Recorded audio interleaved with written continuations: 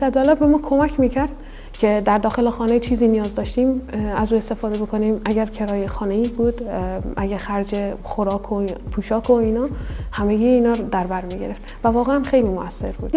وقتی که متوجه شدم در داخل افغانستان هم میتونیم از این استفاده کنیم، واقعا جای تعجب داشت، چون که داخل افغانستان معمولا خیلی دیرتر مثل کشورهای دیگه میشن.